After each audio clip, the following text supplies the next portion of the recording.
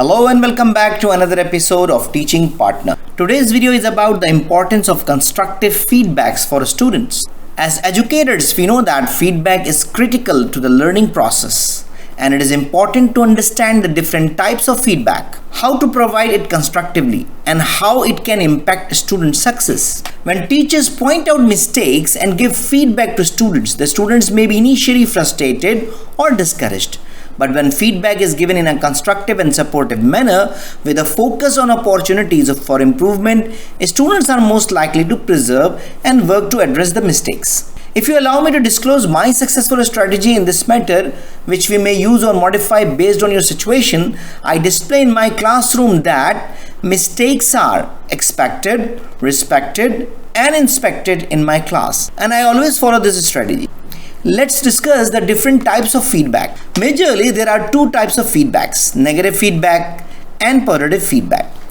The key difference between positive and negative feedback is the tone in which it is delivered. Positive feedback should be encouraging and supportive, while negative feedback should be delivered with empathy and understanding.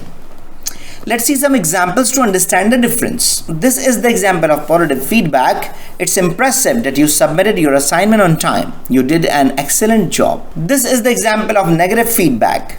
This paragraph requires more development as you have not given any supportive evidence for your claim. Another way to express is called informative feedback. This is the example of informative feedback. When you answer the question in your response, make sure to provide relevant examples which will emphasize your point better. If you are in pursuit of teaching excellence, you need to go to constructive feedback. What is constructive feedback? The term constructive feedback has been used in the field of education for many years, and its originator is not clear. However, the early research work of educational psychologist Benjamin Bloom in the 1960s and 1970s on what he called mastery learning included the concept of giving students feedback that was specific, timely, and actionable in order to help them improve their performance. Bloom's work laid the foundation for many subsequent studies on feedback in education, including research on the benefits of constructive feedback for students' learning and growth. Constructive feedback is crucial in helping students to understand their strengths and weaknesses and also to develop new skills.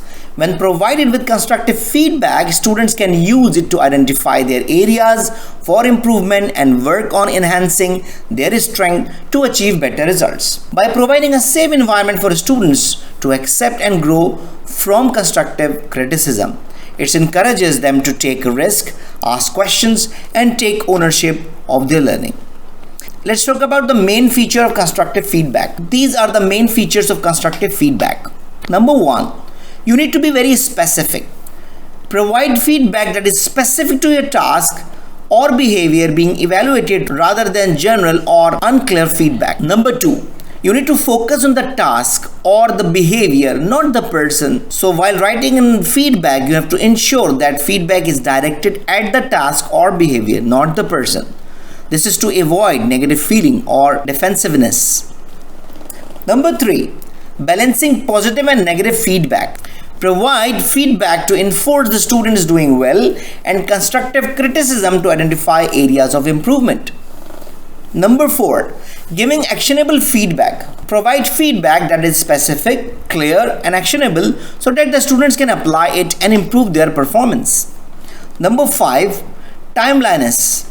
You must provide feedback in a timely manner so the students can use it to improve their performance on future assignments. Number six, providing opportunities to follow up. So you can engage your students to follow up on their progress, answer questions, and provide additional support as needed. By incorporating these key features, constructive feedback can help students to identify areas for improvement, build on their strengths, and reach their full potential. Lastly, let's discuss some example of constructive feedback. There are some examples of constructive feedback for students in core subjects such as maths, English, and science. So for English, you can write down your essay demonstrates strong critical thinking skills and presents a clear argument. However, considering working on more concise and precise wording to strengthen your writing even further. For mathematics, you can write in such a way you have made excellent progress in understanding these concepts. Let's work together to focus on the areas where you are still struggling in order to build your overall understanding. For science, it's be like great job on your experiment report. Your attention to detail and thoroughness really shines through. Try to expand your use of scientific vocabulary and concepts even more in your next report to demonstrate a deeper understanding of the material. Friends, in the description of this video, I will share multiple examples of constructive feedbacks for multiple subjects to make it more clear. You can also create automatic feedback by using artificial intelligence tools. Don't worry, I will share these links in the description as well. So that's all for today. I hope you enjoyed the video. I hope this video is very useful for you. So thank you very much. If you have any question, query, or you need any support for making a decision, don't hesitate to write an email to theteachingpartner@gmail.com. Thank you very much and see you in the next video. Goodbye.